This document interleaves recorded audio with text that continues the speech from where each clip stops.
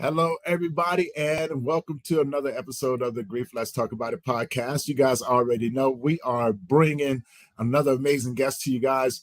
And this guy, you guys are probably seeing him on social media, right? You know, letters to Zachary. I have the one and only Jason here. And before we get started, I just would like to say, if this is your first time tuning in, do me a favor, head over to that YouTube channel, hit that subscribe button, hit that bell notification so you'll be notified every time we drop a new episode. And just FYI, if you guys didn't see it in the comment or in the introduction, this is for educational purposes only. You know, I've talked with this guy and we had an amazing conversation. You guys, please sit back. If you have any questions or comments, please put them in the comment section. Now, without further ado, I'm going to bring on Jason, and we're going to jump into this. And by the way, happy Friday to you. Jason, how you doing today, my brother? I'm doing all right. I'm thrilled that it is Friday. Yes, right? Mm-hmm. So before we get started, introduce yourself. Tell people where you're from. My name is Jason Tuttle. I am from a suburb of Atlanta, Georgia. For those that live in Atlanta, Georgia, I'm down in Coweta County, which is on the southwest side of Atlanta. I am a married father of two special needs kids. I've been married for 20 plus years. Both of my kids were born with multiple mental and physical disabilities. Some of which are rare conditions. And I even have another rare condition for my daughter that may actually be case number one. And I don't mean case one for Atlanta, I mean case one. So we've had kind of a busy last 2 decades as well as the last 2 years. Outside of that, I'm always on social media and very close to being contacted by any of y'all that want to talk after this. Yes. And I do encourage everyone, because I have your contact information in the description. So you guys, after you hear his story, if you guys have it, would like to reach out to him, please reach out to him and ask those questions, man. But please, by all means, ask the questions while we're talking as well, right? He has an amazing story. So let's talk about your journey. Let's talk about the beginning, right? Okay. Being a father to special needs kids, and what led into you getting into this work. Okay, so I met my wife in 2001, actually from the old Yahoo chat room, which really probably dates me very much so. I am one of those crazy folks that told my wife on the night I initially met her that I loved her and I was going to marry her. She still disputes that fact to this day.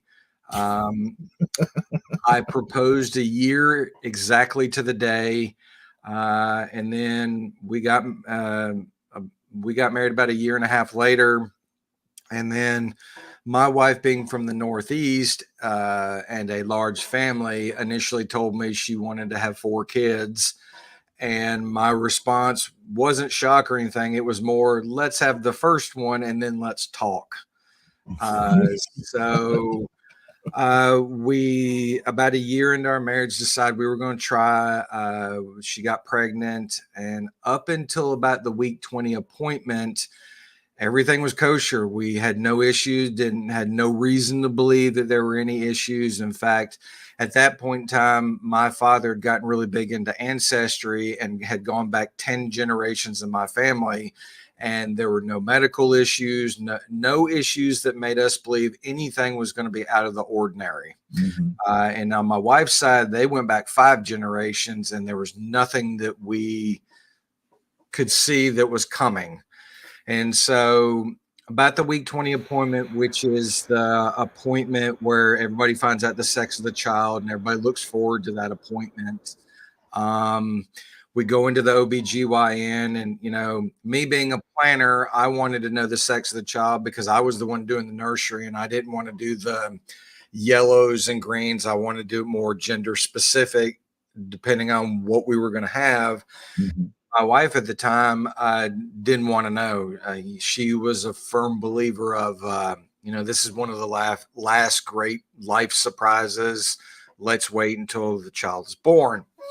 So we get in this appointment. We playfully kind of talk back and forth, and the ultrasound tech, when we get to that point in the visit, goes, "Do you want to know the sex of the child?" And we said, we kind of go back and forth, and before we can finish, she goes, "Well, there's an issue. I need to know the sex of the child." And so we immediately go, "Well, we want to know." And so we found out we were having a boy, and we go, "Well, what's the issue?" And she said, "Well, I'm not the doctor and I can't officially tell you, but she said, if it's what I think it is, it's rare in boys and even rarer in girls. Uh, Mm. you'll have to set up an appointment with a perinatologist, which is essentially a high risk OBGYN, so to speak, and they'll go over it." So we make an appointment with that doctor, and from week 20 up until she gives birth, we go the whole gamut. What we've learned in all these years is doctors will either tell you nothing to cover themselves, or they'll tell Mhm. you every possible bad thing that could happen for fear that if they don't cover it, they're going to get sued in today's world. Right. So we had a doctor that told us every little thing. I mean, just as you can imagine, as a first time parent, you hear all these big phrases and medical conditions. And I mean, we went from um, he could have water on the brain, which is hydrocephalus. He could have areas of missing white matter in the brain, which would cause neurological delays. He could possibly need a shunt in his brain to help drain the water from there to help relieve pressure.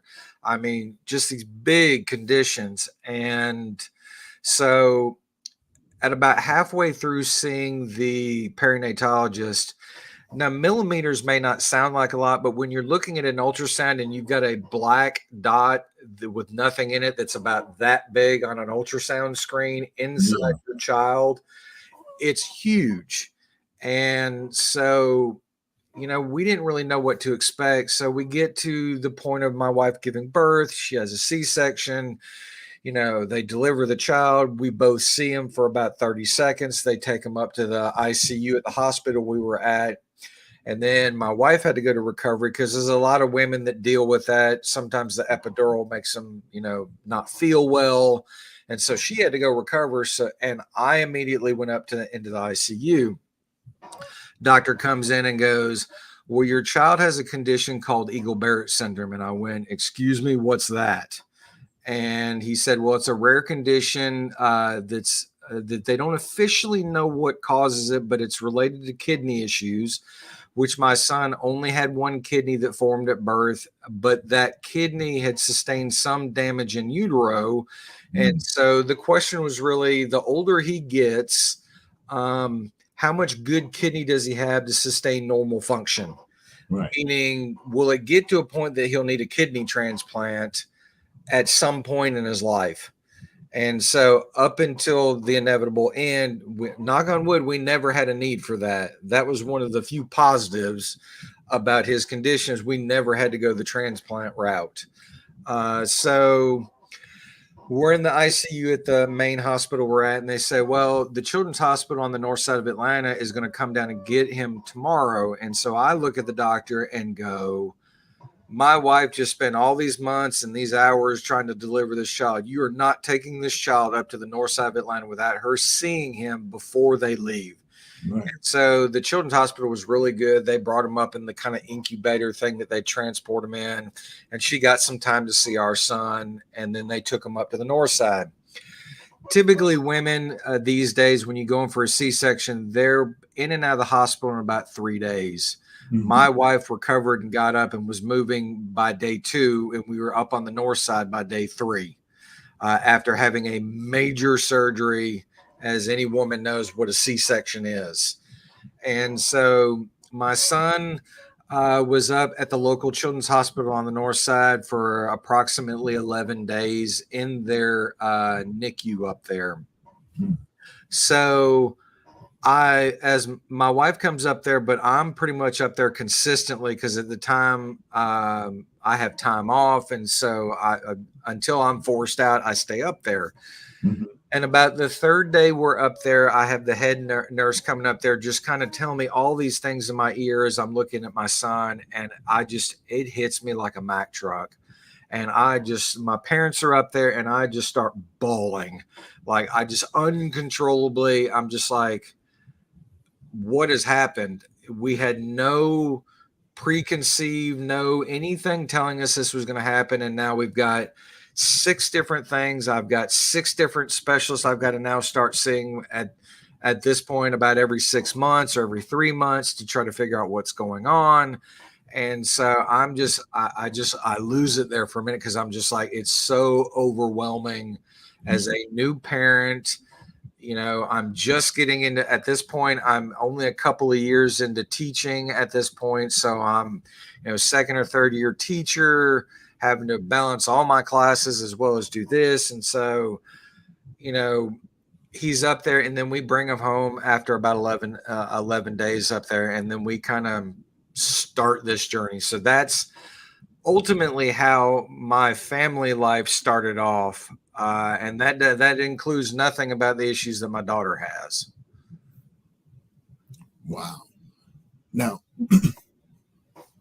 because that is crazy. And all of this is within the first few days of birth. Yeah, it's within about the first 2 weeks of birth. And now I will say, fortunately, the doctors that were quote unquote assigned to us in the NICU we used for my son's entire life, they were phenomenal. In fact, the urologist that was assigned to us, he was one of the few doctors. It did not matter what he told me. I would go with anything he said because everything he told me was so on the money every time he said it. He was one of the few doctors of the specialists that I believed without really questioning them. Wow. And then we later got a pulmonologist that was just phenomenal. I loved her to death. Granted, we had some give and take. I would give her garbage when things would happen, and she'd give it right back to me, and which I loved. Like she would tell me, well, you need to do this. And I'd look right back at her. No, let me go back. There was one time my son was having a respiratory illness issue. And so I went on their website, and on their website for this pulmonologist, it says, we do not take sick appointments. And when I read that at the moment, because I was kind of stressed about what was going on with my son, I about shot through the roof. Mm-hmm. And so when I finally got up there and I went, explain to me how you're a doctor and you don't take sick appointments. I said, where do your patients come from if you don't take sick people? I said, that's asinine. And she looks at me and she goes, if I didn't state it that way, she said, I have some patients that every little sniffle that they had, they would be making an appointment. And I went, oh, I gotcha. And so I said, well, let me tell you from this point forward, you can put it in my chart. I said, when I'm calling you, I'm about 30 seconds away from taking my son to the hospital. I have gone through all my protocol and I have nothing else left and I need an answer. And I said, so when I call, you better take my phone call. And she goes, duly noted. And so that was kind of our relationship. Okay.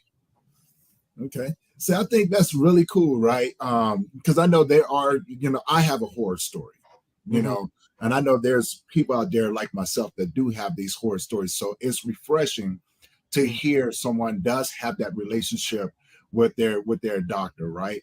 Oh yeah, I can tell you the horror story I had with a neurologist. Ooh, see, we all have one, right? Yep. In the beginning, my son, when he started having seizures, at least the first one, they called it a twitching episode. Mm-hmm. Fine, I get it. It was the first one. And when I went in there initially, she said, it's going to sound harsh, but she said, this first one, we're going to call it a freebie seizure. And I said, explain what you mean by that. She said, this could be an anomaly. She said, we don't typically start medicating seizures until it becomes a pattern.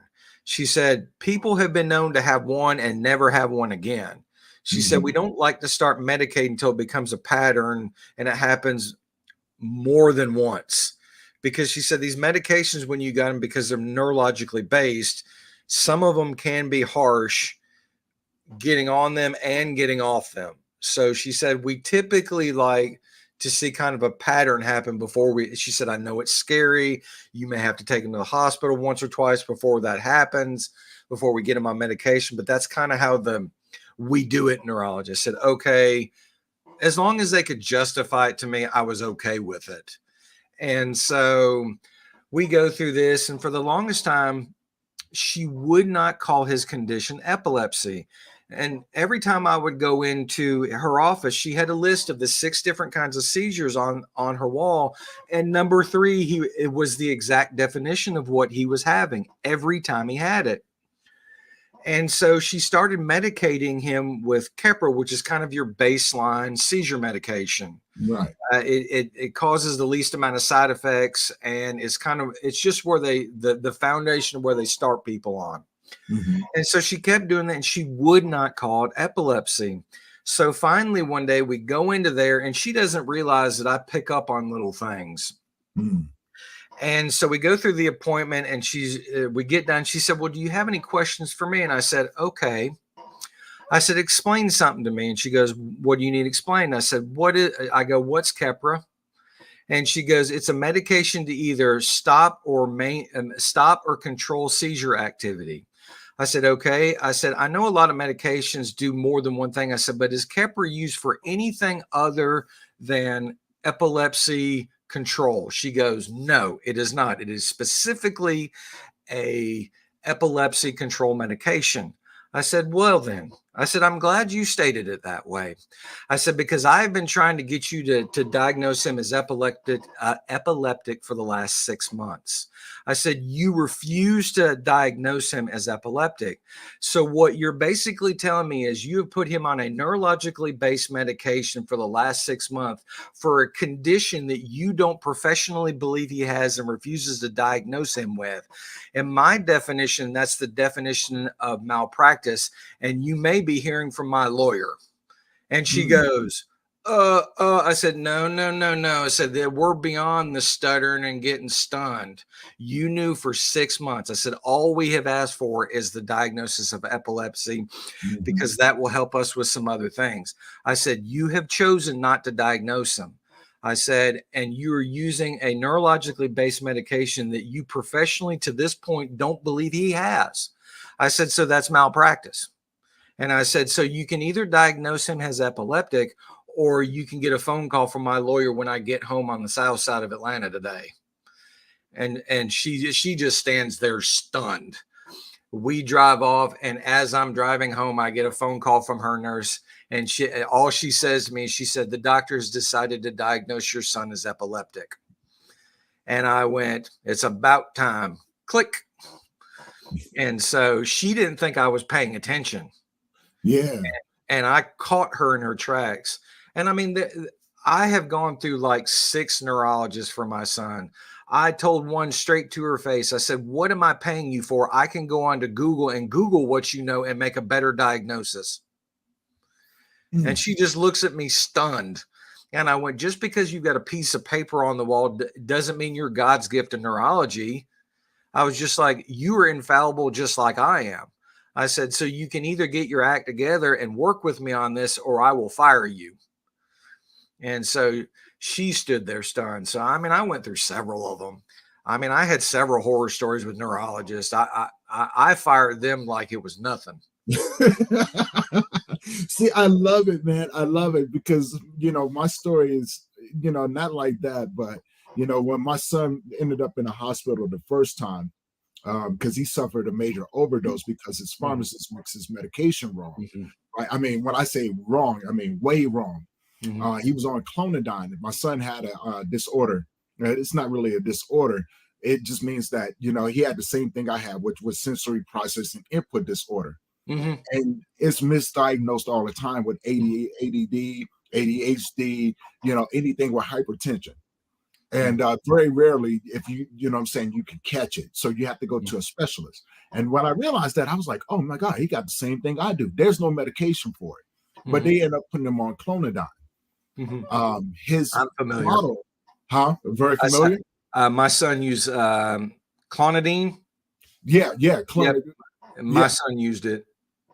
yeah. It's a heart medication, right? Mhm, And they put him on that because he couldn't control. When you're a kid, you can't control the way your brain operates. mhm, We just think a lot faster than most people, and our senses are the main component of how we think. Right. mhm, So bright lights, loud noises, crowded rooms, and things like that. When you're a child, your brain is still developing, so you can't take all that information all at once. But also, the brain is trying to absorb it, and mhm, it takes time to learn how to mhm.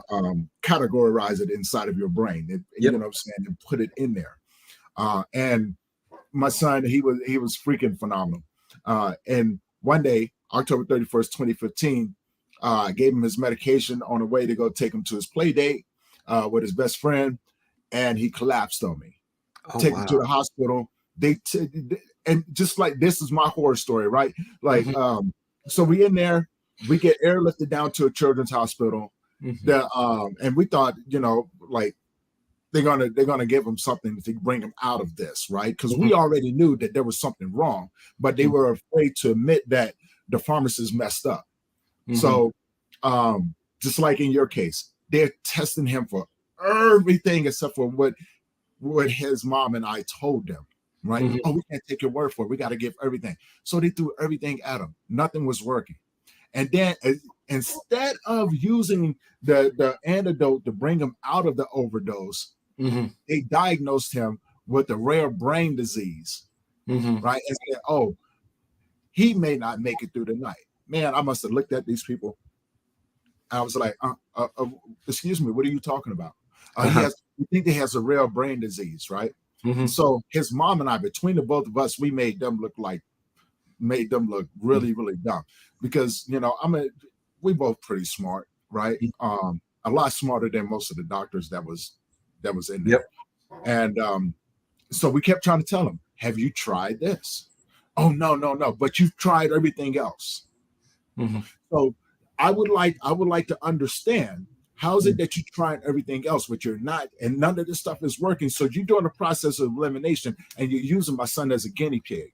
mhm, And so I pulled the nurse off, the nurse that was doing it, the doctor that was on duty. Now, I shouldn't have did this, but I did it anyway. I put her off to the side. I said, do you have children? She goes, yeah. I said, I need you to call whichever one that you love the most and mhm, bring them up here. And I'm going to take them in that room. And everything that you do to my son, I'm going to do to your child. mhm, And she looked at me. I was like, no, I'm serious, because you treat my son as if he's a nobody, like he doesn't have parents that are sitting right here. And mhm, I love my son. mhm, So I'm a firm believer. I'm gonna match your energy. Bring your kid down here, mhm, put me in a room, and give me everything that you've given my son. mhm, And I'm going to give this. I'm going to give him to give him what my son has. So, and I'm going to experiment on your son just like you're experimenting on mine. mhm, She looked at me. I was like, "Do your job, do your job," because you really don't understand. Like, I'm not that guy. You uh-huh, got my son, and you got my son. I will tear this place apart, brick by brick, floor by floor, and mhm, there's nothing that you can do to stop me. That's it. Because you got to remember, we're in the hood. We in the roar, right? yeah, We in the hood. You really don't want to do this. And mhm, so she kind of looked at me, and I was like, "Your next move." So she mhm, stopped. Doctor comes in next day, says exactly what we told the doctor on duty. He goes, "Oh, this is typical of a clonidine overdose. mhm, Textbook." I mhm, turned around and look at her. I said, "When are you bringing your kid up here? mhm, When are you bringing him up here? Because we've been telling you this for like the last 9 hours, while my son is going through grand mal seizures and all of these different things. mhm, When are you bringing your son up here? Because we didn't have to go through all of that. mhm, So I want to do the same thing to your son that you've done to mine. mhm, Thank you very much." As so then okay. So now here's the fun part. On the bottle of the medication, he was supposed to have been getting 0.003 milligrams per ml. When mhm. they tested it, it was 1,000 milligrams Oh my Lord. per ml. And luckily, I gave him a half a mil of it, Mhm, right? Take it. And that's what did it. If I would have gave him the full thing, he would have died. Oh, wow. Yeah. So that was my horror story right there. Now, and so that's, like when I listen to things like that, I'm like, man, this is the reason why they say it's practicing medicine. And if they wonder why people have trust issues with doctors, it's because they don't listen to the people. You know what I'm saying? They think they know better. But this is, they're called practicing medication. They start off with it, like you said, a baseline, and then they build from there. And then they refuse to look at the obvious and go, oh, this is what it is. Right? Punch them out, man. Oh, come here, doctor. Right? So now, I didn't mean to go off topic a little bit, but I thought it was pretty interesting that, we all have these horror stories going forward. Not saying that all doctors are bad. Oh, no. We did have a good one, but we'll share about that a little bit later. But now, your son, you guys take him home, and you guys had some really good years with him too, right? We did, because of his main rare condition. At least the first 5 years of his life, he was in and out of the Children's Hospital ICU about every 6 months. The reason being is because of his rare condition, he was susceptible to respiratory illnesses. And so anytime cold and flu season came around, I cringed, because I knew at some point every cold and flu season he was going to catch something. And like my pulmonologist for him, actually all the home versions of all those respiratory machines that they have in the hospital, I had in the house. So as a parent, when I heard that cough with that certain sound to it, I knew at that point my protocol started. I started with this machine, then I went to this machine. There was like 5 machines I went through every time I did it. And so, and if I didn't catch it fast enough, I knew I had to, because with his rare condition, he was born without stomach muscles. Like, he had no abdominal muscles. So when you and I would get a pneumonia, we have that force to be able to cough it out. Well, he didn't. Right. And so if I didn't catch it fast enough with the machines to be able to kind of manually pull it out through the machines, it would just compound in his lungs, and it would just get worse and worse and worse. And so there was at least 3 times that I know of that morning I heard it in him. I tried to get it out. That afternoon, I take him to the Children's Hospital, and that evening he was admitted. At least 3 different times through that. Now, there were other times that he got admitted for other things, but so we were, every time we would go into the ICU, thank goodness for private insurance and Georgia Medicaid, because it ran us like $95,000 every visit we went in there, because we were typically in there 6 to 8 days. And in an ICU, I mean, you've only got a small number of beds. You've got 24-hour care from a nurse that's 4 feet from you the entire time. And so I tell people all the time, at this point, if we hadn't have had private insurance and Georgia Medicaid, we would be $6.5 million in the hole, is how much money we've spent over the years for him and his sister, with hospital stays, therapists, medical equipment, you name it. And so, we got to a point in the ICU at the Children's Hospital that we'd go in there and they go, "Hey, Zach," and I'd look at him and go, "I appreciate that you know his name, but it's good that you know his name. But on the other end, I don't know if I like the fact you know him so well, that he's been in here so much that you know his name." And so, but I mean, they were great. And I was always, because I was the stay-at-home parent, from the moment he got admitted to the day he left, I stayed at I never left the hospital. In the almost 100 and something days he was in the hospital, I think I missed 3 days. And all those times, because, and one of them was a surgery that was planned, and like the doctor came in and he goes, "Well, Mr. Tuttle," he's just like, "this is a slow recovery process." He was just like, "You don't have to be here every day." And I looked right at that doctor and I went, "I am his father. he cannot talk to you because he's nonverbal. I will be here till he walks out the door being discharged. You do your job. You let me do mine. And he just stops in his tracks, and when he go, well, okay then. And he checks him out, walks out the room. And I'm just like, I'm not leaving. And so I was the one that was always there. Now, granted, there were a lot of times I went stir crazy in a hospital room, but I mean, I wasn't going to leave him. I mean, there were ways that they could tell how he was doing based on the machinery. But I mean, at that point, I'd had 15 years worth of medical knowledge in my head of everything he had been through that I could tell them word for word to help them care for him better. And so that was outside of just wanting to be there. That was more the reason why I always stayed. Right.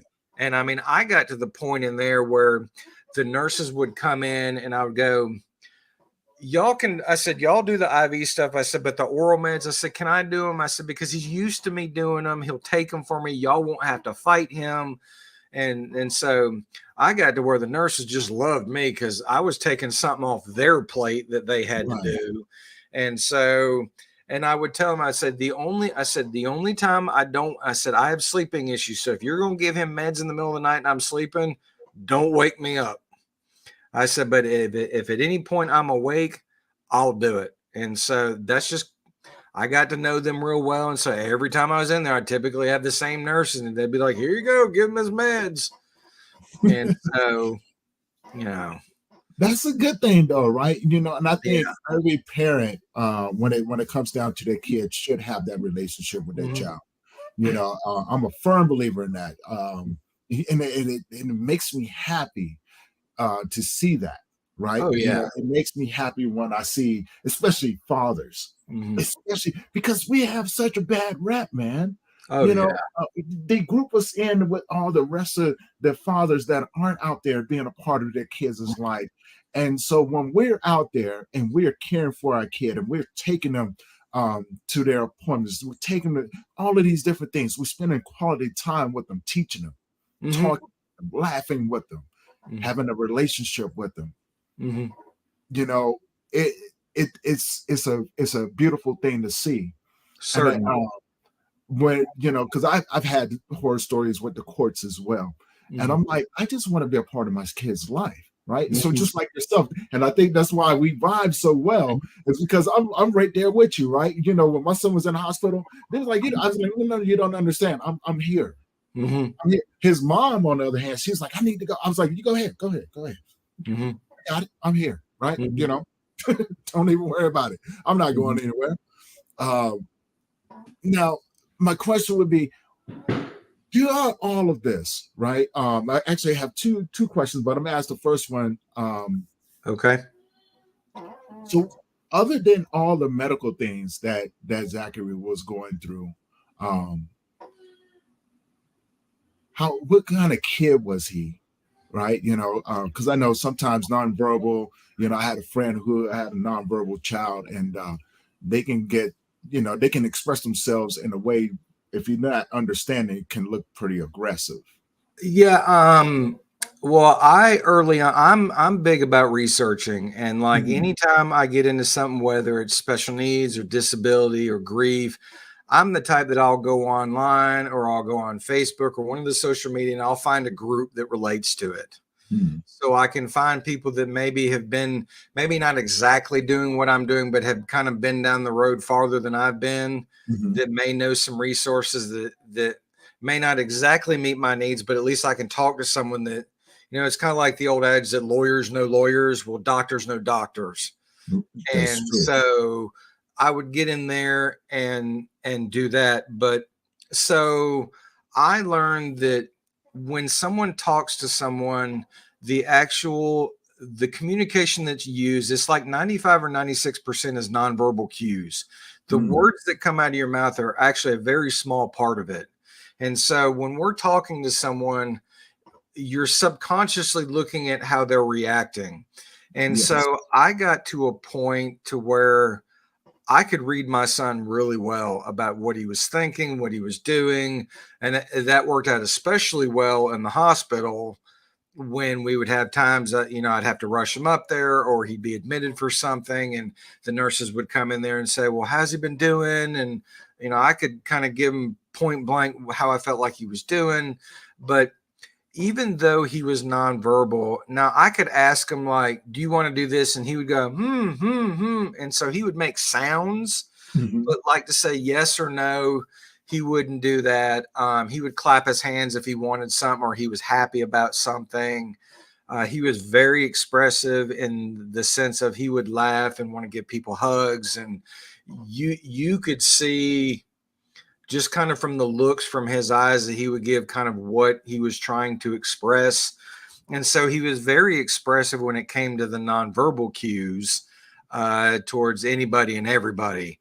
And like he was the most laid back child. And to give you an example, because of his rare condition, at least early on, I would have times where I would have to cath him to get him to go to the bathroom. And that's all he ever knew. So there were days that I would lay him on the floor and he would just do this, laying on the floor, and he'd be just like, all right, let's do it. And, most guys, when you bring a catheter to them, they're just like, ooh, what are you doing? And so he wouldn't flinch. Like, I'd go through the process and get catheters out, and he'd look at me. Now, initially, he'd look at me like, what are you doing? But it got to a point where that's all he knew. So he was just like, I got to go to the bathroom. You need to do something about it. And so, I got so quick at it. Like one time I was in the hospital, the nurse came in and she said, well, he needs to be cath. I said, get me a 10 French, this catheter. And she looked at me and I said, if you can get that by the time you walk out that door and come back in, he will already be cath peeing. And she literally walks out for like 5 seconds. And I go, whoop, and put it in, and he's peeing in the receptacle. And she went, did you already cath him? And I went, yes, I do it every 4 hours. I said, I can do this with my eyes closed. And she said, that is the fastest cathing I've ever seen. She said, you want a job here? And I went, no, I do not. I deal with enough of this at home. I said, it's one thing doing my son. It's another thing doing a random stranger.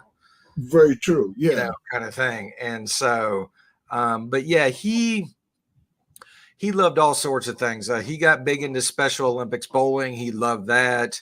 At one point we did hippotherapy, which is horseback riding therapy. He absolutely loved that. He was a huge fan of the Weather Channel of all things. I don't know whether it was just the soothing music on it. I don't know if it was the movement. I don't know if it was the color because he had sensory issues, but he loved it. In fact, one day I'm big about getting, like, if I have an issue with a company, I don't call them. I'll get on social media and tweet them, because most companies these days, they've got teams that watch that. And so you typically will get a faster response if you go on social media, because they don't want all their followers to see what you're tweeting about them, especially if it's something negative. They want to get on top of that fast. And so one day I get on the Weather Channel through Twitter and I go, I just wanted to let you know my son loves your channel. I said he's been a big fan of it for years. And I said something nice to it. And about 2 minutes later, I get this response from a gentleman. He goes, thank you. We really appreciate it. He said, you'd be amazed at how many parents of kids would need to say that to us. And he goes, if there's anything you ever need, just let me know. Well, in Atlanta, I'm on the southwest side of Atlanta. The studio that actually produces what you see on TV is on the north side of Atlanta. Okay. It's about a 45-minute drive from me. And so I said, I know you're on the north side of Atlanta. I said, I'm on the southwest side. I said, you guys happen to do tours, like to see your studios and all that, if that's where you do it from. And he goes, oh yeah, we do it all the time. And he goes, DM me your personal, your address and your name and all that. And he said, I'll get you put on the list. He said, you just give me a day that you want to come in and we can do that.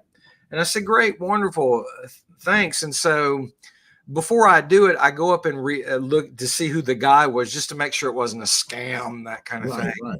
I go up and look at it, and the guy that responded to me at the time was the president of the entire Weather Channel that responded to me. And I went, oh my Lord. And so I think it was late. It was actually the next day we drove up there and we went in there, we signed in.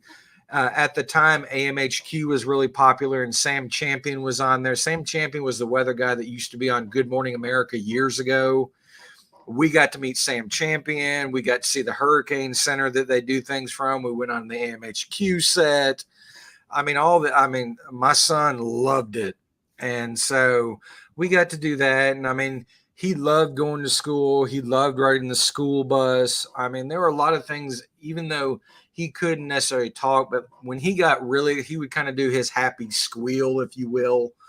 And so there were just several things that he loved outside of, he would like when I would sit down and watch sports.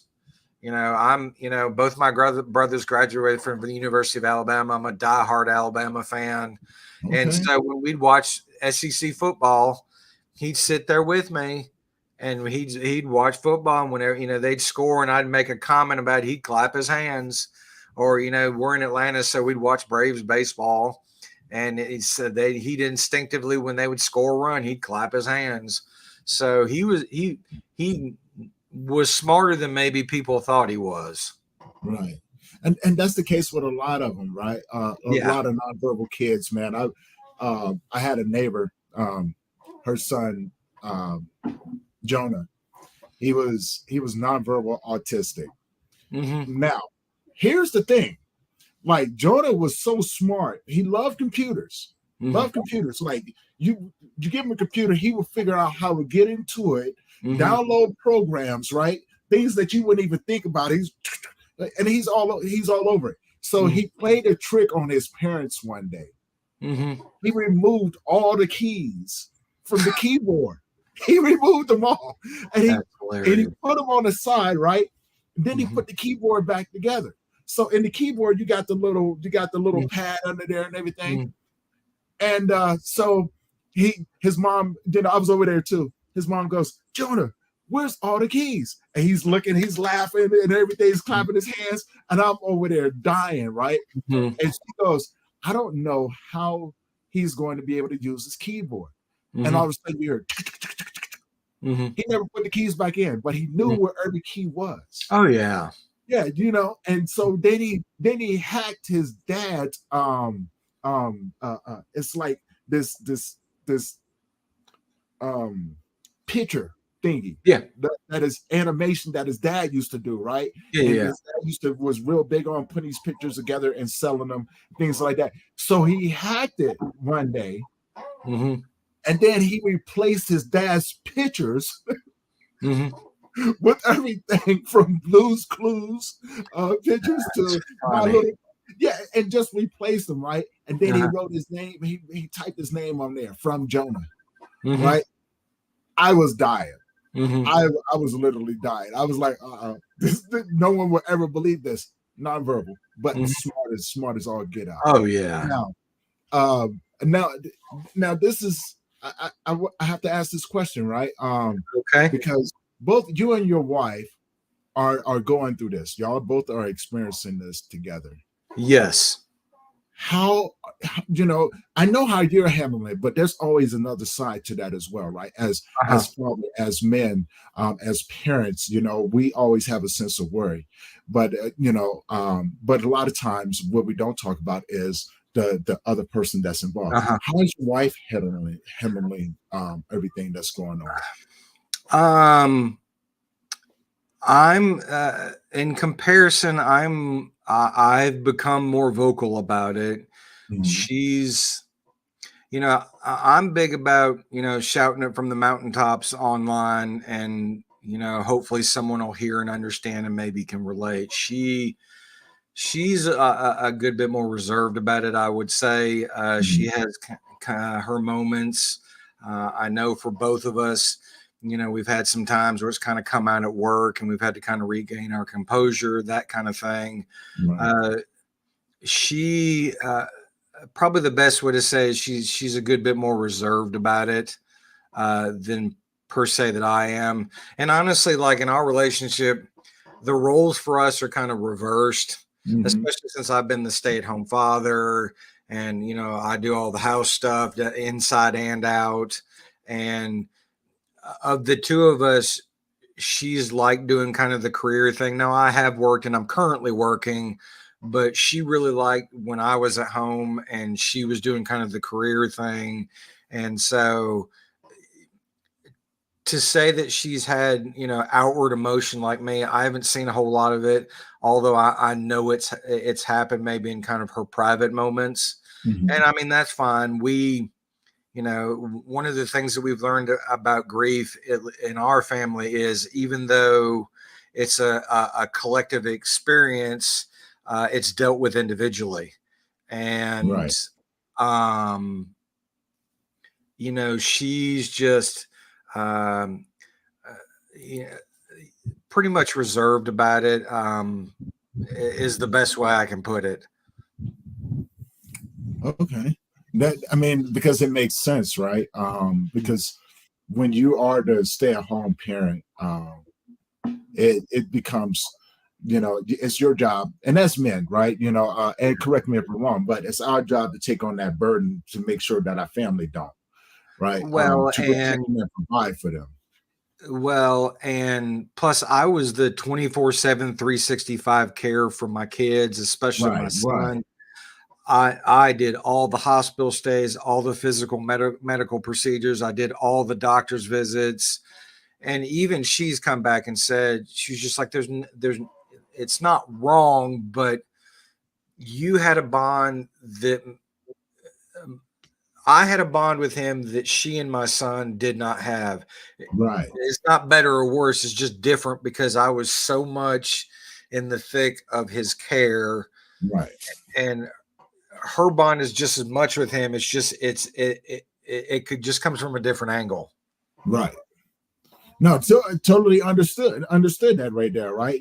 Because again, coming from a place just like yourself, that bond that I had with my son, I wish more fathers would have that with their children, right? Mhm. More mothers would have that with their daughters, and across the board, because it's so much that not only that our children can teach us, right, to Mhm. become better people, right, more forgiving, because kids are forgiving. They Oh may get mad at you, but they're so forgiving, and they're super intelligent. yeah. Mhm. We as parents, I think we get wrapped up into um learning how to be an adult, that we sometimes forget that being a part of an adult is being a child, right? Mhm. Being having fun. As my son used to always tell me, Daddy, sometimes you gotta have one-on-one time with your soul, Mhm. right? And and Mhm. and what he meant by that, because I had him break it down to me. I think he was about 4 years old. I had him break. I said, "Baby boy, Bubba, what do you mean by that?" He goes, Mhm. "Well, Daddy, you have a soul, right?" I go, "Yeah, Mhm. yeah, we do." He goes, "Well, your soul likes to play just like I do." Mhm. There you go. Right? You know what I'm saying? It's something so simple, just blew my mind. And it changed my whole dynamic of how we went to the park and climbed trees. And how many times I got kicked off the playground because he was like, "Daddy, the swing is for kids." Mhm. I'm like, "No, I want to swing too," right? Mhm. Climbing monkey bars, pushing his friends down a slide. He go, "Daddy, you can't push the all those different things," right? But of course, it's part of us being adults because it makes us better human beings as well. Certainly. Now, I got to ask from your perspective. I know you got all of these things going on, but mentally, how are you? How did you hold it together? Because that is a very stressful thing. Um, um, you know, it's funny the responses I get from people, at least through special needs or grief. I always get well, you're just so strong. And I go, appearances can be deceiving. Mm, Um, Initially in the beginning, I'm very open about the fact that before my son passed away, I was in therapy for a while for just some anger issues. yeah, And I learned it stemmed from fear of the unknown. It stemmed from a life that I thought we were going to have versus what we actually got. right, And so for the longest time, I didn't want to face the fact that whether I like it or not, this is our life. For example, you know, I can talk to anybody. I can talk to a wall. My son was nonverbal. I taught physical education for 9 years. Would have loved to him for if he wanted to be in sports, but he wasn't at a point that he could be in sports per se. And so there were several things like that that were huge paradoxes, if you will, in life that I had a hard time wrapping my brain around. And so, about 6 months to a year before he passed, I'd finally gotten over that hump. I'd finally started seeing better days. My wife was noticing it. Things were getting better on that front. And so soon thereafter, my son had passed, and I felt like it was just all coming back because I was angry at the fact that it was sudden, it was unexpected. Now, anybody that has a child with a chronic or terminal illness will tell you you never want it to happen, but the idea of them not making it past a certain point is always, all of us kind of have that in the back of our brain. We never want to get to it, but we all know it's a possibility. Like with my son, I knew that if he ever had major kidney issues, which he never did, but if he did, there's a possibility he could need a kidney transplant. There's a possibility he may not make it out of that. Right. Luckily for us, at least that wasn't what actually happened. And so, I, at least in the beginning on the actual day, because I had learned so long to compartmentalize, I didn't really deal with it on that day. Now, subsequent days after that, I had multiple times where it just hit me like a Mack truck, and I lost it at home, uncontrollably, just crying, and just, the dam broke, so to speak. Yeah. And, that's where it was, at least for the first several months. It was pretty consistent. And then, we get to the age old quote, time heals all wounds. And I believe that's a bunch of garbage because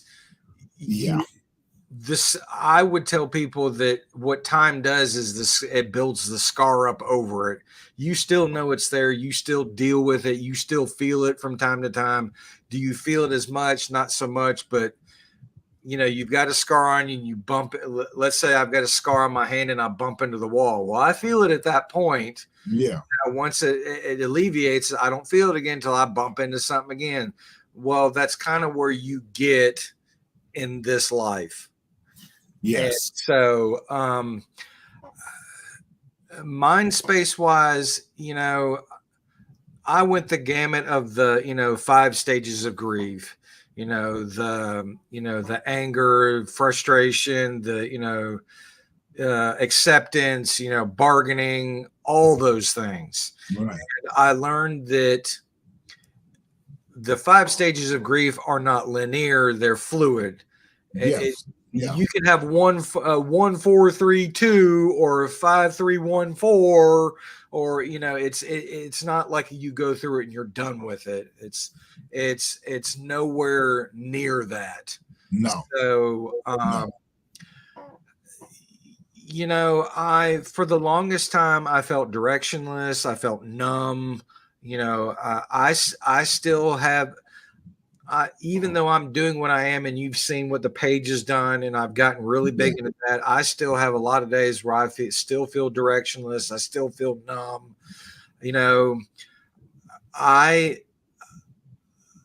One of the things I said initially in one of the writings that I had, the hardest thing to comprehend from the death of a child or a loved one is the fact of understanding the concept of never being able to see your child again, never being able to hear them, never being able to hold them, never being able, and the other concept of forever. Because despite what you believe in an afterlife, whether you do or you don't, when this happens, it is forever, despite what you think happens beyond that statement of forever. And so never and forever, I still grapple with is what the hardest things I've had to deal with. You know what? I can, that right there, my heart was like, man, someone else who gets it. someone else who gets it, right? Because we do share a commonality, loss of a child. Mm-hmm. And it's the one loss that doesn't even have a definition for it. It doesn't have a category, right? It doesn't. As someone, and you actually commented on the post. That's why I knew where you were talking about right there, because I was like, there's some days where you just don't know which way you're going. It doesn't matter how long it's been, right? I'm going on 9 years this year, and I still have days where I'm just like, oh, yeah, because it seems so surreal, right? My son would have been 15 this year, and I often sit back and find myself fantasizing about what sort of man would he have become. What and wondering, would I had did a great job of being a father and teaching him and guiding him, allowing him to make his mistakes. What I would have been protective, or all of these different things, right? But I digress. I yield, because when it comes down, and that now when we talk about the 5 stages of grief, what I found was, and then and I help people on this aspect. Don't take the 5 stages of grief as something that's in solidarity. And the reason being, when we talk about the 5 stages of grief, you got to realize what it was written for. Right? It was written for cancer patients. It was never written for people who were actually dealing with loss. So it was, the concept is there. It's a great baseline, right? It's a great baseline. And what I've done over a period of time is realize that the 5 stages of grief, there's another 41 stages that surrounds that. Right? And people are like, what? I was like, yeah, there's 46 stages of grief. The 5 stages of grief is a great baseline, but there's 46 stages. And if you saw the diagram that I put up earlier, this morning, you have the one where, it goes like this, and then where it's just all kinds of squiggly lines.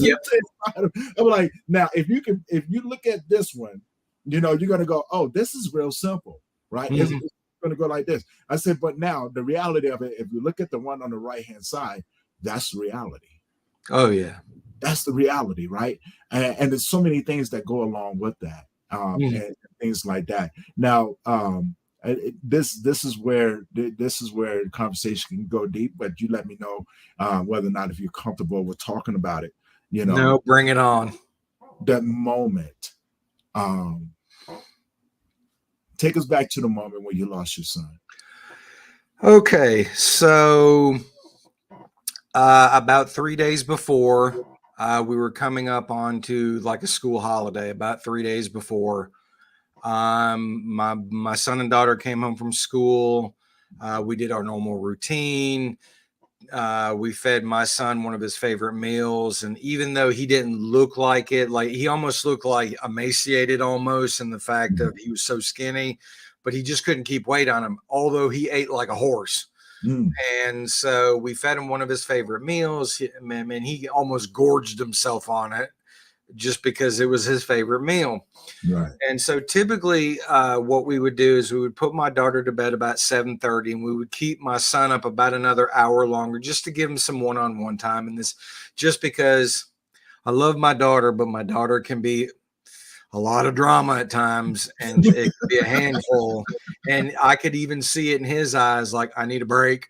And so we would put my daughter to bed, and we would bring him into my wife and I's bedroom, and we'd all lay on the bed and watch TV and goof off with him. And so that evening, it was getting to be about time to put him to bed. So we have an electric toothbrush that he loved using because he liked the vibration of it.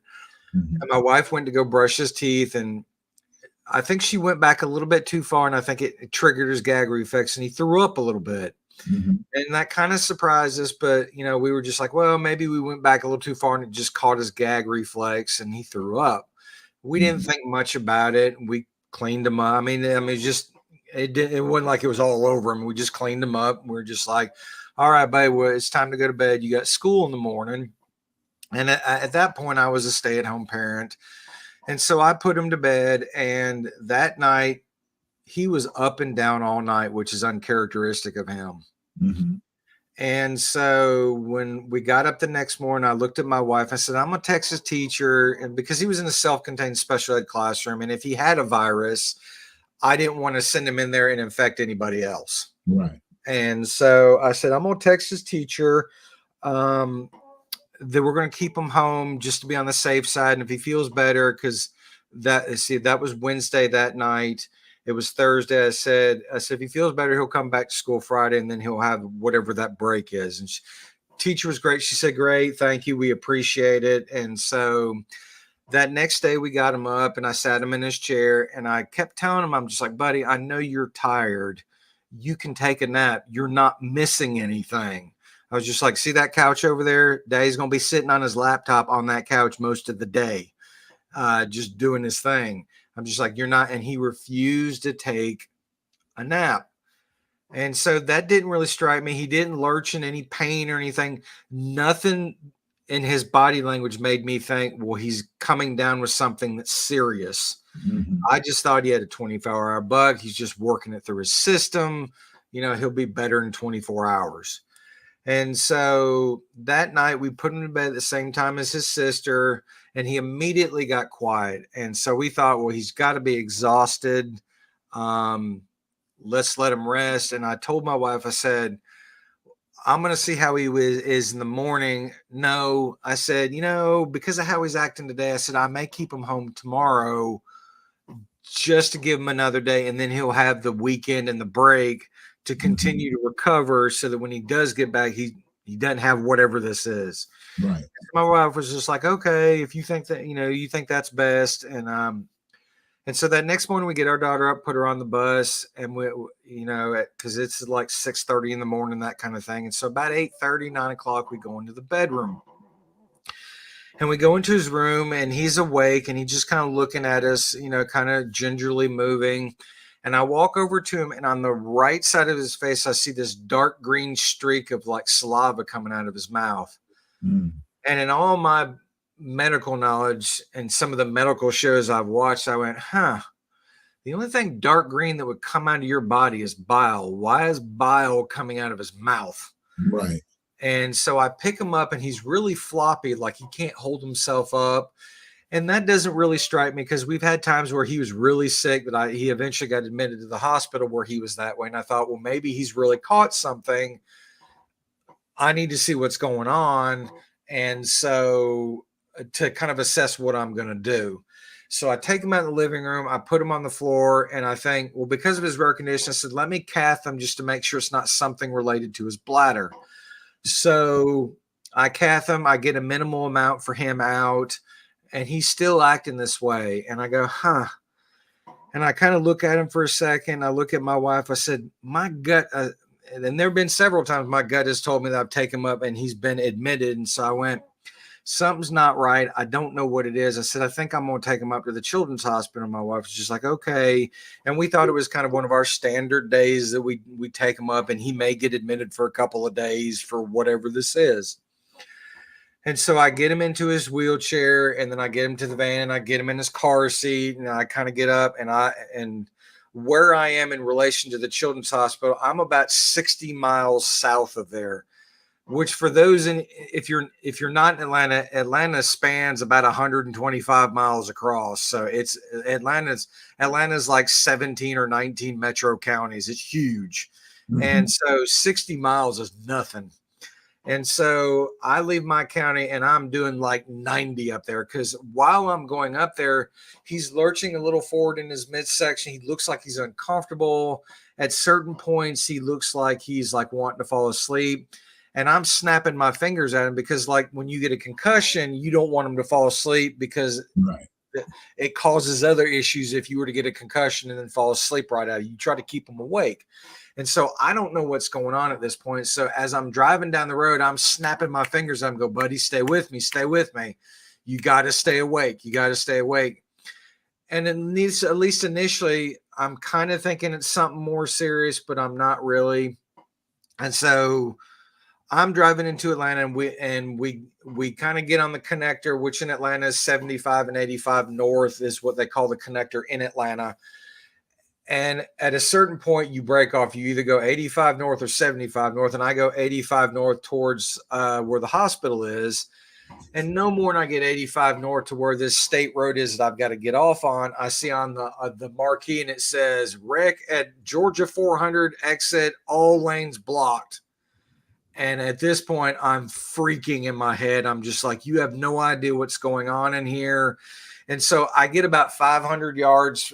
It must have been like they were cleaning it up, because I get about 500 yards from the exit, and we're just inching along. And in my head, I'm freaking out because I'm thinking this is becoming something serious. I don't know what it is. I've got to get to the hospital. So we finally get to the front, and I don't know if the road crew motioned me through, but the moment I saw daylight, I floored it. Now in the back, I can see the road crew, kind of swearing at me, kind of thing. Maybe I wasn't supposed to go, but he didn't know what was going on in the van at that point. Mm-hmm. And so I get off on Georgia 400. I get up to the hospital. I get into the, parking deck. I get him out of his seat, and he's really floppy. And this catches my attention. And I go, something's really not right. I've got to get him up into the ER. So I get up into the ER, and like most ERs, you've got the line. And so I skip the line, and the security guard starts walking over to me as if to say, you've got to get in line. You can't skip everybody. And before he can say a word, I go, I don't think he's breathing. I need help. And he immediately looks at the nurse and snaps his fingers and goes, we have an emergency here. And so I tell her what's going on, and we literally run as fast as we can back to the ER trauma room. We get in the trauma room, and because I've been in the hospital so much, I instinctively unbuckle him from his wheelchair. I put him on the gurney that's there, and I back away in hopes that they'll let me stay in there in the corner to kind of watch. Since he's nonverbal, I can tell them what's going on while they do their work.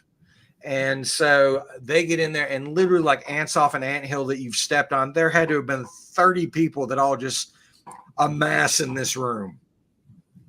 And so there's another trauma room that connects to it that's open, that nobody's using. So I back off in there. They start cutting his clothes off. They immediately start doing CPR from the moment he gets in there. And the one thing to this day that just blows my mind, one of the guys towards his leg, literally, I think it was a port. He literally drills it into his knee. No anesthesia, nothing. Now, most normal people would have come off the table if that would have happened. My son never flinched. And so they start putting something in him. I don't know what it was. And so I'm in this other trauma room looking on through the double doors that are there. And the head ER doc, she comes over to me and goes, I need to know up to about the minute how long your son has been this way. And I said, I found him this morning at like 9 something this morning. I drove up here. It took me about 45 minutes to drive up here. I said, he's been officially this way about the last 20 minutes plus or minus 2 minutes.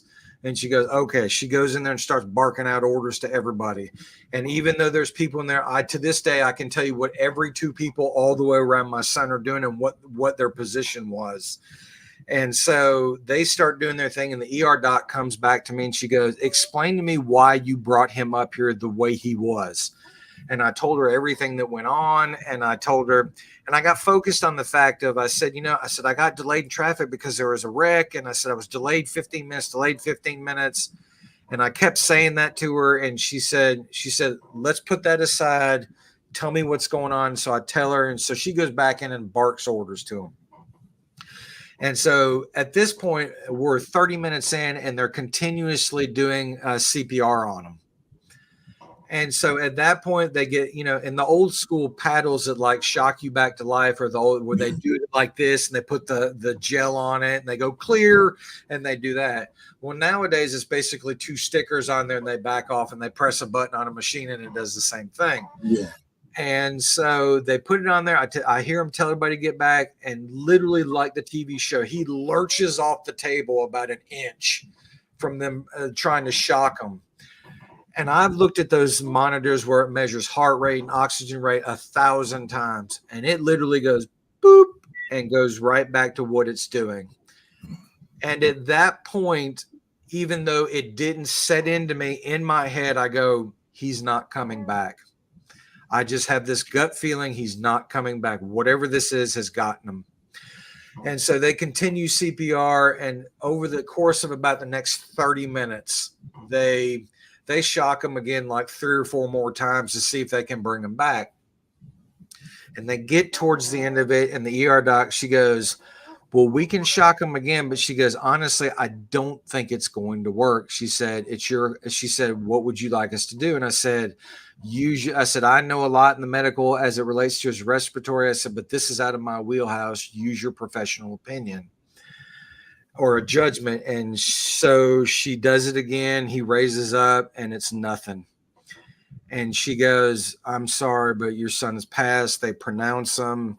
And so I understandably walk away and have a moment, and I, for a very short period of time, and I regain my composure. And I've learned over the years, I've just got to compartmentalize this right now. I'll deal with this in a minute. So my wife at the time was working for a major company from home. I called her. I told her. She understandably lost it because she, like everybody else, thought we were going for one of our normal stays. And after she kind of regains her composure, she leaves work from home. I said, call your folks, have them come get you. You don't need to be driving up here with how, your emotions right now. So she calls her parents.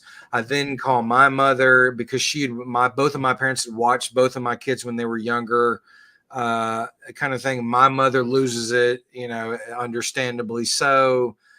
And so I get back in there, and the care team goes, nobody needs this room. You can be here as long as you need to be till your wife and your parents come up. Take all the time you need to say your goodbyes and stay with them till they get up here. There's no rush. And so I say, thank you. And so the head of the care team comes into me and goes, I look right at her and I go, I said, this is going to sound cold and callous. I said, but I'll deal with this in a moment. I said, I've got to compartmentalize this. I said, but I need to know answers, and I need to know answers now. And she goes, well, what do you need to know the answers for? I said, what happens from this point? I said, does he go to the morgue? Does he see the coroner? Is the coroner going to do an autopsy on him? If so, why would he not do? After that, I said, if he does it, how long is that going to take until we get a result? And then at what point can we get to a funeral home to get him home to the funeral home to start the process of burial or cremation, that kind of thing. And I list off 8 or 9 different things. And she literally kind of steps back and her jaw drops because I'm just so matter of fact with her. I said, I need to make me feel better in this moment. I said, I need to know these answers. Mm-hmm. And so she goes, well, the first thing I'm going to do is I'm going to go talk to the coroner. And I said, once I get his answer, I will come back to you. And I said, good. I said, you go do that. I said, I need to be with my son. And so she comes back about 2 minutes later and she said, the coroner has decided he's not going to do an autopsy. And in the moment I look at her and go, why? Why is he not going to do it? Kind of abruptly to her. And she goes, well, she said, typically in a children's hospital, she said, the only reason why they would do an autopsy is if it was criminally related, drug related, abuse related, or if they were perfectly healthy and all of a sudden something came in and they passed away. Mm-hmm. Those would be the 4 biggest reasons as to why they would do it. Because your son had an extensive special needs history and medical history, the coroner has decided he's just going to relate it to one of his special needs. And I said, okay, I'm okay with that. I said, I just needed to know the thought process as to why they would or would not do it. In hindsight, I'm glad they didn't, because I have heard people say that autopsies can take days to weeks to months to get done because whatever the backlog is, that kind of thing. And I said, we would have possibly had to wait months before we could have either cremated or buried our son. Mm-hmm. And I said, honestly, even if they would have found out officially what it was, I said, would have it really made a difference? He still passed away. I mean, it really, and so, because on the certificate was sepsis and cardiac arrest due to sepsis. Is that what actually happened? I don't know. Because I requested the ER notes, and based on what I heard that day and what I read in the ER notes and what I felt before I took him up there, I 100% believe it was gastroenteritis that just went too far and we didn't catch it. And by the time we finally did catch it, sepsis had set in and it was too far gone. And so even the ER doc said, sepsis, if you don't catch it, has like a 95% fatality rate. She said it's ridiculously high. And so I said, okay. And so the other the care team came in and she goes, while I was waiting for my wife, she goes, I've been doing this long enough that I can walk into a room and tell how well a child is taken care of without ever talking to the parents. And she said, based on the way he looks for his condition, he looks wonderful. She said, I'm sorry that he passed away. She said, but I can tell that he was very well taken care of. And I said, I appreciate that. I said, I'm going to say something that's going to may sound off color at this moment. I said, but we live in a very visual world. And I said, to a normal person, he looks like I did not feed him, when in reality, he ate like a horse. I said, I couldn't keep weight on him. I said, that was always my concern. And I said, with the fact that Children's Healthcare of Atlanta stands behind my care of my son, that makes me feel better, in fear of like I might get criminal something towards me as if I was being neglectful towards him, when in reality, I did everything under the sun and everything possible to try to take care of him in that time. And she said, no, she said, he looks like he was very well taken care of. She said, the outside world may not understand it, but we understand very well. And I said, well, I sincerely appreciate that y'all stand behind what I've done for the last 15 years. And she said, no, you have no worries about that. So I'm sitting there with my son waiting for my wife and her parents to come up. And I'll never forget it. The one thing I'll never forget was how fast the heat drained out of his body. Now, granted, they worked on him for an hour, but by the time I got him, not to be graphic, but his lips were already turning blue, or had turned blue. He was cold to the touch. Maybe not like what he was at the viewing, but you could already tell that he was cold, that life had left his body, that kind of thing. And so I'll never forget that feeling. The other thing that I won't forget, and to this day is the hardest thing I ever had to deal with, is when we left there and, we were going home, I had to take his empty wheelchair with all of his cut off clothes on his wheelchair and roll his empty wheelchair through that ER waiting room, put it in a van, and drive 60 miles home with my wife, dead silent. That was the hardest 60 miles I have ever, and then walk into a house that was dead silent. Because at that point, my daughter was still at school. She had no idea what was going on. Now, granted, my daughter has developmental delays and didn't quite grasp it, was nonverbal. All she knew was, normally I take him to the hospital and I come home with him. Mm-hmm. I stay with him and I stay with him until he comes home and I come home with him. Well, this time I was home and he wasn't with me. And so you could see her. She couldn't you could see her. She was confused. She was just, well, why are you home and where's Zachary at? She just couldn't. And for a while there, I honestly felt like she was angry with me because I left the hospital and I didn't bring Zachary home. And even to this day, I have looked at her and said, girl, if I could have brought Zachary home, I would have done it in a heartbeat. I said, but I didn't have a decision in that. So, but yeah, that walk to the car. In fact, you can't see it here, but if you look on the back wall where it says Zachary, you can see that thing. That's his wheelchair with all of his cut up clothes on it, still sitting there. I have donated pretty much everything of his. I cannot at this point donate his wheelchair. At some point I will, but at this point I cannot. If I'm going to donate, I want to know that it goes to a special needs family that has a child that can use it. I'm not donating because I'm not sending it to Goodwill, because I've heard that people will go to Goodwill, buy these things off there, mark up the price on, all these places you can sell them and make a profit on them. And for lack of better ways to say it, hell will freeze over before I do that. I will make sure that I know that it's donated to a family that can use it, relatively speaking, to the size of child that can fit in there. So, for the next several days, we got home that day and we were both, as anybody can, we were numb, we were emotional, we were at a loss. In fact, on the way home, I went over to my parents' house to explain, and both of my brothers were there. And I walked in and saw my eldest brother. And I'm not typically a crier per se before all this. I saw him and walked into my parents' room and I lost it. Like, even my brother, he's not a real big hugger, he came over to me and hugged me as hard as he could. I lost it. And so I went in there and both of my brothers' wives were there. And, I tried talking about it. I got that kind of shaky voice that people get where, the emotion's going to come kind of thing. And so that afternoon, I went to the local funeral place that my in-laws use, because, like, my father-in-law,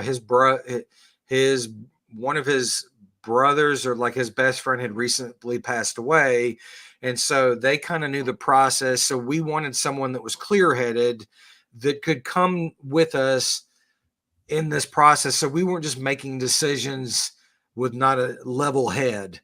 And so I'll give the funeral home credit. They were great. You hear horror stories of these funeral homes trying to take advantage.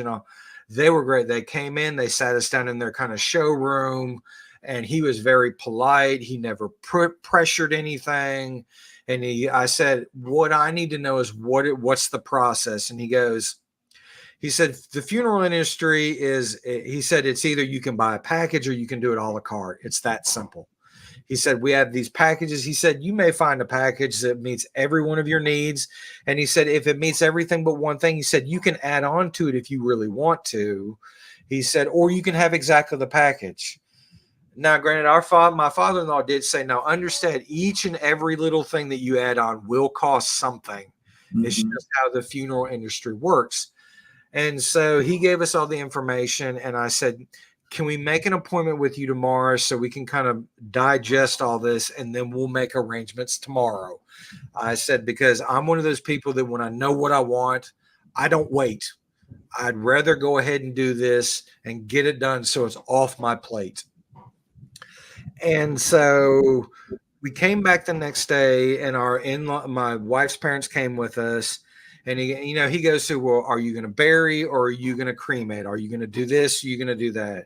And originally we thought we were going to bury. And he goes, well, understand that we do the service for it, but we don't do the burial. You're going to have to contact like a grave site. And he goes, I can tell you right now, he said, they're not going to sell you just one plot. It's going to be at least two. And this is the price they're going to start at just to dig the hole. And he goes, per hole. And he said, it can go vastly up from there. And then he goes, on top of that, he said, you have to factor in the service that you're going to have there and the headstones. He goes, headstones can go anywhere from $1,000 to $20,000. Yeah. And then he goes, services can go from $1,000 to X amount of thousands of dollars. It was all that way. And he said, the other thing you have to understand, he said, how long are you going to be in this area? He goes, because if you're going to move somewhere, he said, why would you want to bury someone and then you move away and not be able to come visit them should you want to? Right. He said, if you cremate, he said, then you can take them with them. And then in a later date, if you really want to, you could bury the urns should you choose to, which right. I don't know why that ever didn't I was just like, really, you can bury an urn? He goes like, yeah, you can bury just about anything. And so I don't know why I never thought of that. And so after getting outside of cost, and, even cremation is expensive, but it's a lot less expensive than burial. Right. And so when my wife and I looked at each other, I said, honestly, I'd rather have him with us in the house and have an urn versus having to go to a gravesite. And so my wife agreed, outside of just it being less expensive. And even in the heat of this moment, so we decided to cremate, and the funeral director comes up to it, and I had to laugh, and I still laugh about it. He goes, I'm required by federal law. And I went, stop. I said, what about this funeral service? Does the federal government have anything, need to stick their nose into it? And he goes, I'm required by federal law to tell you that once the cremation process is started, that your loved one cannot go to the original form in which they entered the cremation process. And I looked at him, and excuse my language, I hope I can drop the F-bomb, but my comment was, who in the fuck thinks you can burn someone alive and then go back to the original state they're in? And he doesn't skip a beat, and he just gives me this look of, you would be amazed. People think that you can stop the cremation process and go back to the original form. And this form, I literally had to sign it and initial it in 8 spots. And both my wife and I went, oh my Lord, do people not understand this is fire? And he just doesn't skip a beat. And he just gives me this look of, you would be surprised of the arguments that we've had about the fact that we cannot go from ash back to full body. And so we do that. And, we have the service there. And the last thing I'll say before your next question is this. I've heard someone say there's it's a whole different feeling at a funeral being at the front row versus being in one of the other rows. Yes. And when you're in that front row, because you know who you are in that front row, It was a whole different experience in there. So, in those months leading after it was very difficult. As you can tell, I'm much better now, although I have my days. So, that's kind of how it went for the day of, and probably about the next month. Wow. Now, my next question would be letters to Zachary. When did that start? As I told you before, I was doing therapy for some anger issues, and I had gotten through them and was doing much better, and was almost to the point of thinking that my season of therapy had ended. And I told her, I said, I'm going to stop it. I said, but if I should need you again, I'll call you back. I said, I really think this kind of therapy season has ended. You've helped me out a lot, because it was a year that I went to her, like at least once a week, if not if not twice a month for a year, to get through the issues I was dealing with. And I said, should I need you, I'll make an appointment again. She said, great, wonderful, not a problem. And so right before I stopped it, all this had happened. And so it was at some point in there, we were talking, I think she and my wife commented, they said, have you ever thought about journaling? And so I said, I'm not a real, you'll laugh at this from what I have now, but I went, I don't know if I'm a writer, is kind of what I said to her. And I said, I'll think about it. In fact, my mother gave me like a journal you can get from like Barnes and Noble that you can write in, kind of thing. And it literally sat on my desk, on my side table, for 6 months to a year before I ever opened it. And so I finally one day just decided I was going to start writing. And honestly, I found it pretty cathartic. And if you were to look in the book, because I have hard copies of everything, if you look in because everything's dated in chronological order, you can see the evolution because I have it written from the day of all the way up until actually the other day is the last one I wrote. And you can see kind of its evolution over the last 2 years of just feelings and emotion. And I still have raw moments, but it was certainly a lot more raw in the beginning, and just expletive laden, and just you name it is what it was. So I initially started doing this for myself. And so I got into a Facebook group, and there was a smaller group, and I really got to know the admin. And I was kind of your token male that was in there, that was pretty consistently responding. And so a lot of women were commenting to my comments to other things as the token male in there, because typically you don't see that a whole lot in these groups. Right. And so one day I said to her, I said, I'm journaling. I said, would you mind if I post some stuff in here about my grief journaling? She goes, no, go right ahead. In fact, probably some of the women here would like to see it from a male's point of view. And so I post my first one, and before, on the top of it, I kind of put a disclaimer. I said, I don't sugarcoat anything. This is very raw, open, real, transparent, whatever you want to call it. I said, it's probably very expletive laden. I just want to give you a heads up. And so I wrote it, and I almost immediately got a response. I've never been one of, it's funny that I say this, but in promoting Letters to Zachary, you've got to kind of sell yourself. And I've never been one to kind of sell myself or really promote myself. I think I'm just like any other guy.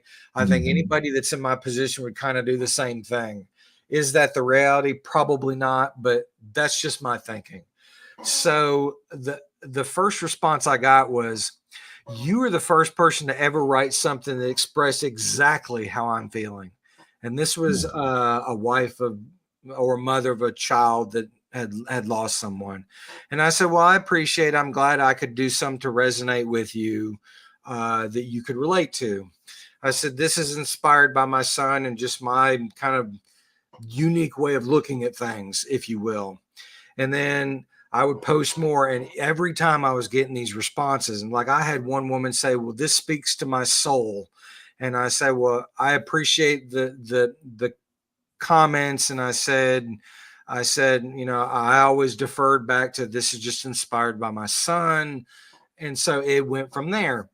And so someone said, well, have you ever considered writing a book? And I go, I'm not real big on deadlines. I kind of write in the moment. That's the reason why my writing sounds the way it does, because it's right in the moment. It's raw. I don't know if I can do it. And someone said, well, just make hard copy of it. At some point, you'll have enough material that you could turn in and possibly make a book. Well, I now have a 2-inch binder full of stuff. So at some point I may do it. Right. And so someone comes back and go, well, have you ever thought about doing a blog like on Facebook? And I thought, well, I might do that. And so I did it. And initially I had 10 or 12 followers on it, kind of your standard for starting. Didn't get a whole lot of traction for it. And so I just got this idea in my head. I thought, well, I'm going to start contacting some of these, what I would consider big names in the grief community, and just see if I can get pointers from people that have websites and pages and, what I need to kind of expand my viewership, following, whatever. And so many of them were very helpful. Some what I consider very big names that said, sure, we'll help you.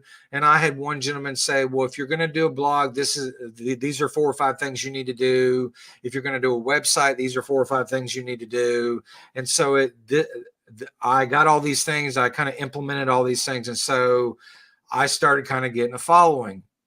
And so at that point, I'm one of those people that when I get in these modes of kind of self-promotions, I am balls to the wall, so to speak. Yeah. I am 1,000%. And so I started getting into groups and putting my letters out there, and I started talking to people and that kind of thing. Well, the original first group I was in, the lady out of the blue, someone she knew messaged me on Facebook, and she goes, my name is so-and-so. I know the admin of this group. I have a podcast. She said, you'd be great for my podcast. Would you like to be on? I said, sure, I'll talk to anybody. And so I got on her podcast, and it went really well. And within that first week, she said, you have only been posted on my website for a week. And she said, you are now the second most downloaded podcast on my entire podcast. And I said, well, I'm competitive. How much farther do I have to go to beat your first one?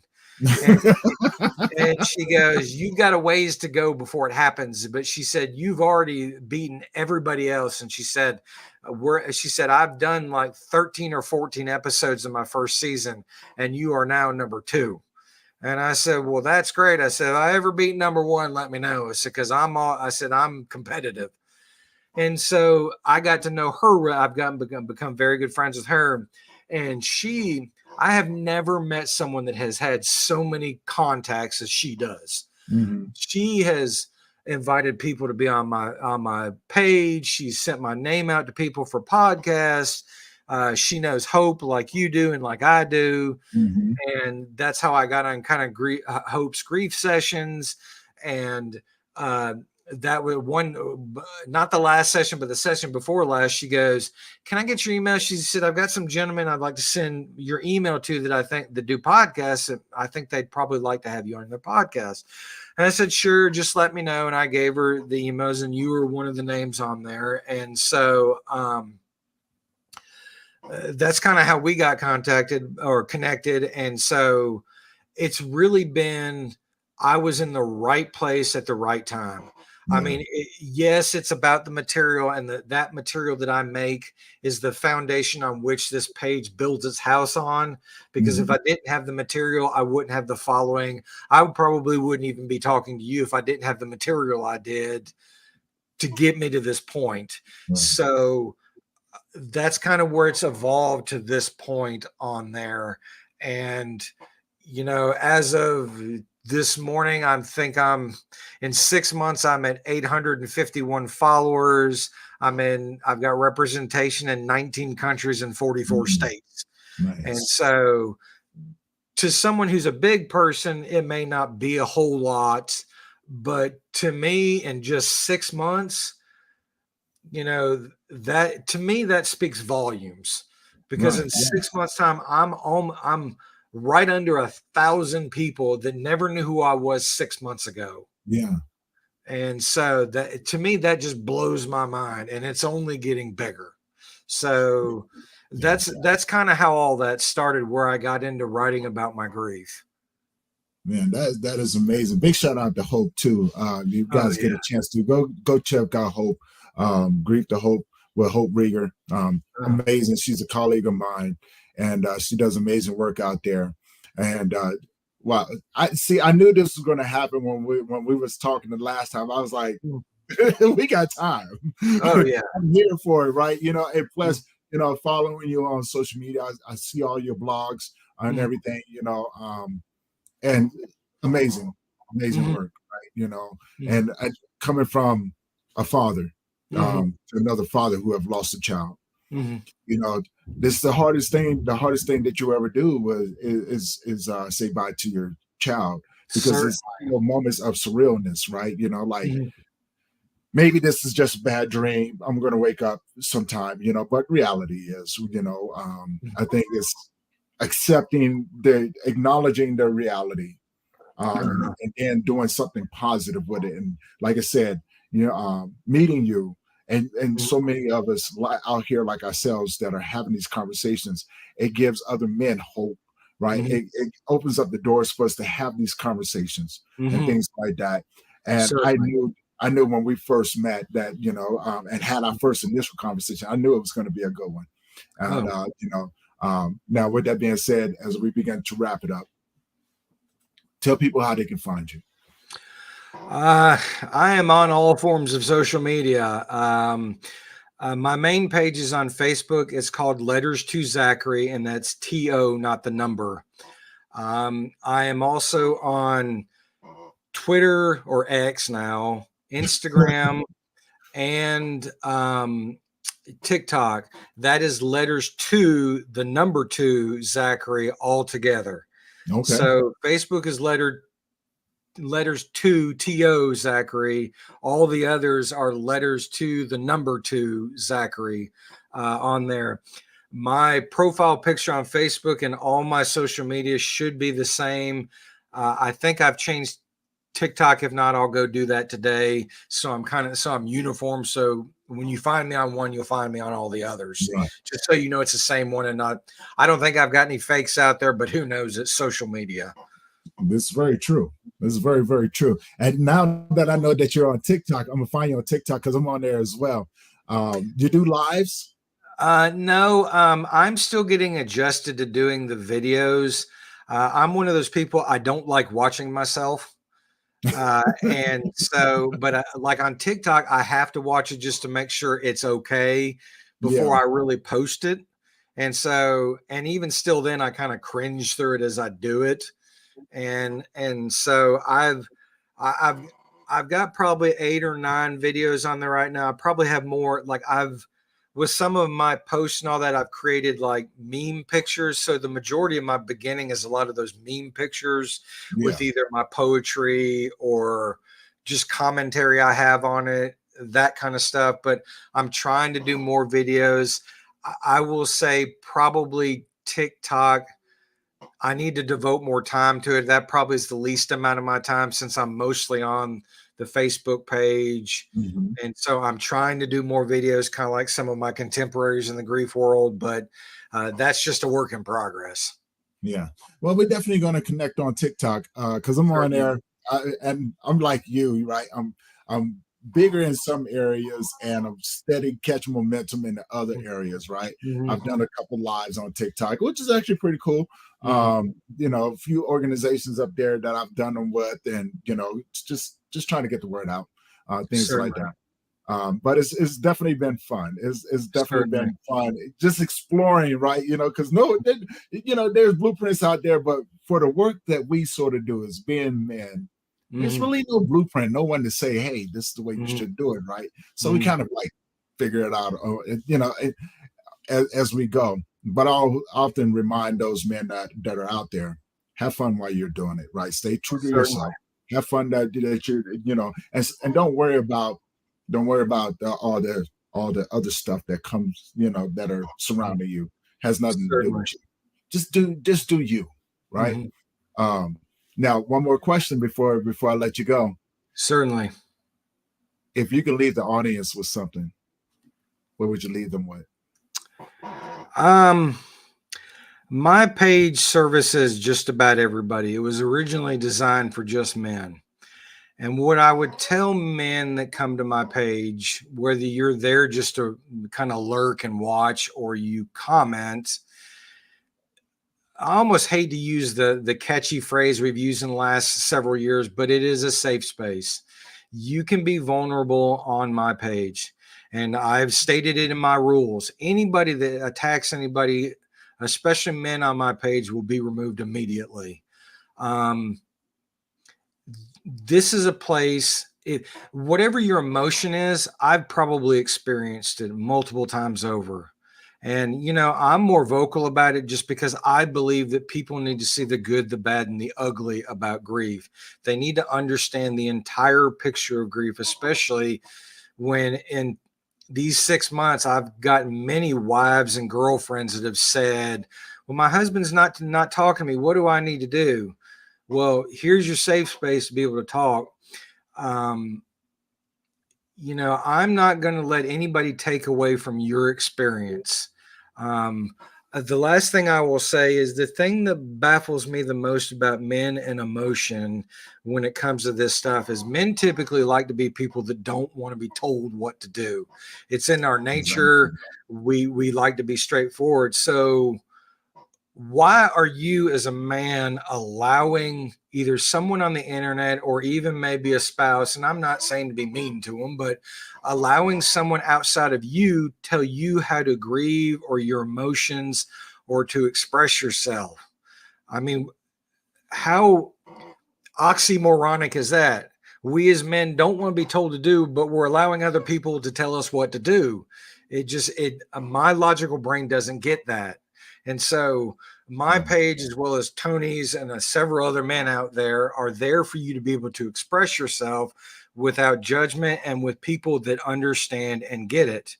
Last but not least, I would say, don't worry about what other people say. Do you know how many stupid comments there are on the internet out there? I mean, there's millions of them. There really are. If anything, this is very true.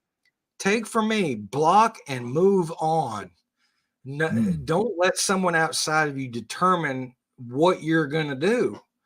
You have to own it. You can own everything else. You can own this, is what I would probably tell everybody. I love that. I love that. Jason, I knew we was going to have a great one. You guys, do me a favor, go check him out. You got a lot of great content over there. Check out his blog, please. Jason, again, it was a pleasure having you on. We're going to do so many more of these and things like that. Certainly. And for everyone who is tuned in, if you made it all the way to the end and you enjoyed these conversations, do me a favor, if you haven't already, go check out the YouTube channel, hit that subscribe button, which allows me to keep bringing content like this to you guys. Hit that bell notification so you guys be notified every time we drop a new episode. And if you know anyone who can benefit from the conversations that we have, please share this along with them. It helps us bring more resources and helps us normalize the conversations around death, dying, and grief. And coming from a male, this is unfamiliar territory, but we try to make it familiar all across the board. And if you guys are struggling, please, we always say, don't struggle alone. Go find someone in your area. Reach out to them and get the support that you need and deserve, because you matter. And in this world, all the help that we can get is going to be beneficial in helping you move forward in your healing process. I am Tony Lynch. I am the host of the Grief Let's Talk About It podcast. This is going to conclude this episode of the Grief Let's Talk About It podcast. And until next time, you guys keep your head up. We love you and thank you for always supporting us. And we'll see you guys in the next episode. But do me a favor, go check out all my other social medias as well and follow me over there. Until next time, you guys, we love you.